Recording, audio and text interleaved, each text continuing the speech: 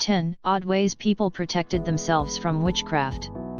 People have always been superstitious, blaming misfortune and ill health on gods, demons, or spirits.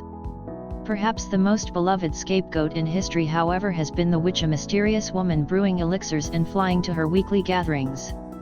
To protect themselves from these supposedly evil and powerful women, people came up with the most curious protective methods you could imagine. 10 Concealed shoes. 01 Shoes were deliberately hidden within the structure of houses, especially in so-called spiritual openings such as among roof rafters, under the floorboards, and within the walls. This concealment of shoes was said to protect the occupants from witches and other evil spirits. It is said that the belief originated in the 13th century when a parish priest from England was said to have trapped the devil in a boot. The curious practice then continued right into the early 20th century. Some critics claim that the shoes found in unusual crevices were simply lost or disposed of as rubbish rather than concealed for magical purposes. However, these shoes have been left in places that are normally only accessible during times of construction and alteration or by taking considerable trouble, such as raising a floorboard. The number of cases and the obvious patterning, as well as the fact that some of the concealed footwear has been found alongside other strange objects such as dried cats or horse skulls, also suggests that the shoes were indeed hidden deliberately. 9 Elf Arrow Amulets. 02 In the past, Scottish peasantry believed that elf arrows or elf shots, arrowheads of flint, fell from clouds and were used as weapons by fairies, elves, and witches to destroy cattle and humans. However, once these arrows were in the possession of humans, they could be used as talismans against witchcraft and evil eyes, as well as a cure for cattle that have been afflicted. Elf arrows were never to be found when looked for, but turned up in the most unexpected places and circumstances. The Scottish geographer Robert Gordon of Strelach described a man who found an elf arrow in his boot while riding and a woman who found one in the breast of her dress. It was necessary to ensure that elf arrows were not exposed to sunlight, for if they were, they could easily be recovered by witches and used as instruments of evil once more. 8 Witches' Bottles. 03 Witches' bottles or spell bottles were ceramic, and sometimes glass, bottles filled with hair, nails, bent pins, urine, and other curious objects. They were most popular during the late 16th and 17th centuries in England and America and were used for destroying the evil spell that was supposedly cast by a witch onto the bottle's creator. The urine and the bulb of the bottle represented the witch's bladder, and the widespread belief was that the nails and the bent pins would aggravate the witch so badly that she would instantly lift the spell back off you. Witches' bottles were usually either buried or placed in the windows of the creator's home. 7 Witches' Stones or Witches' Seats. 04 Many old Guernsey cottages and houses have stone blocks sticking out of their chimneys. These stone blocks were originally used for preventing rainwater from seeping through the joint between the thatched roof and the chimney. Over time, however, they came to be associated with nocturnal flyers. It was said that on Friday nights, when witches were flying back from their weekly congregations, they sometimes grew tired and rested on these chimney ledges. If a witch's seat did not exist, the witch could grow angry, slip down the chimney and cause havoc or, worse, take up permanent residence in the house. 6 Witch Balls. 05 A witch ball is a brightly colored glass sphere used for protection against witches, spells, and ill fortune. During the Middle Ages, witch balls were molded into sloppy spherical shapes. During Victorian times they took on a more refined shape and were made from higher quality glass. Witch balls were especially popular in 18th century England, where they hung in the windows of homes. The bright colors and the uniqueness of the orb enticed witches and trapped them inside it, protecting the home from evil. Witch balls were also popular in New England, where they were often filled with holy water for added protection. 5 Salt. 06 For centuries, salt has been considered a preservative that brought good luck and protection from evil spirits. Witches are repelled by salt, so they, as well as the animals they have bewitched, are unable to eat anything salted.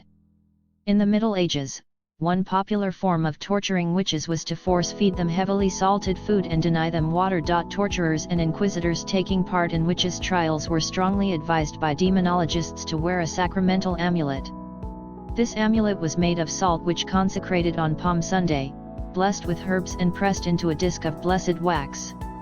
If a witch had bewitched you anyway, one curious recipe for breaking the spell involved stealing a tile from the witch's roof, covering it with salt and urine, heating it over a fire, and reciting a charm.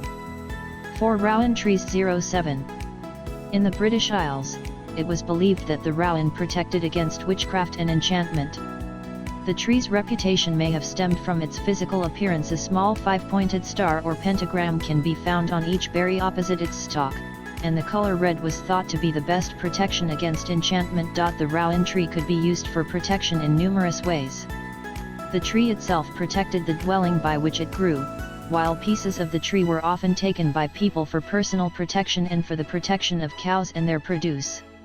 On the Isle of Man, for example, crosses were made from rowan twigs, which were then worn by people, fastened on cattle, or hung inside over the lintel on May Eve every year.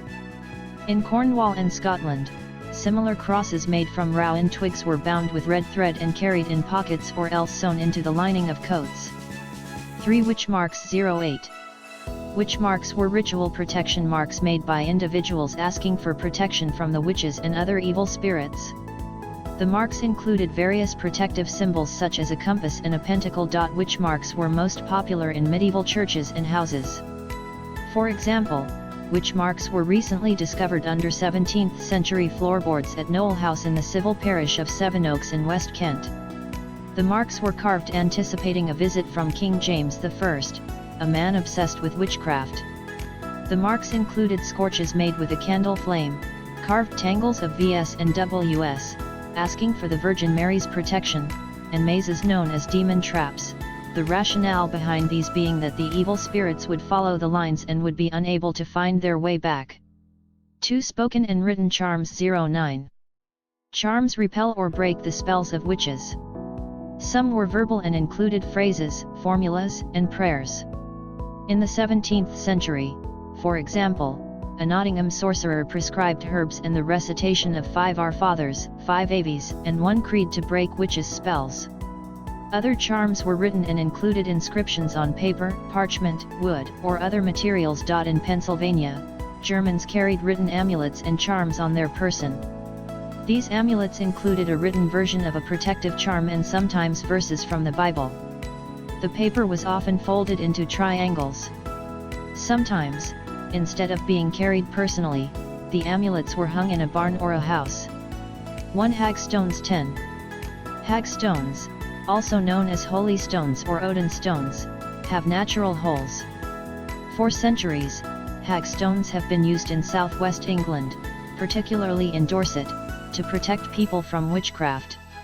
They were often hung above the doors of people's houses as well as on keychains or beds to protect them from witches and demons who would steal their strength while they were sleeping. In farms, hagstones were hung above the stable door and were also often tied around the neck of a horse to protect them from witchcraft, since witches were prone to stealing horses and using them to get to their sabbats. Holy water 11. In medieval times, holy water was the most popular weapon against the devil and his subjects, who were supposedly allergic to it. It was sprinkled around the house to drive away evil spirits as well as on crops and on farm animals. Sick animals diagnosed as suffering from a witch's curse had holy water poured down their throats. The holy water carrier visited the villagers often to make sure that everyone was protected sufficiently. When storms hit, villagers were sure it was the act of witches and would race down to the local church to acquire extra drops to protect their homes from lightning and to drive the witches away. Thank you for watching. Comment below to let us know the topic you are interested in. Please like, share and subscribe for more educative video.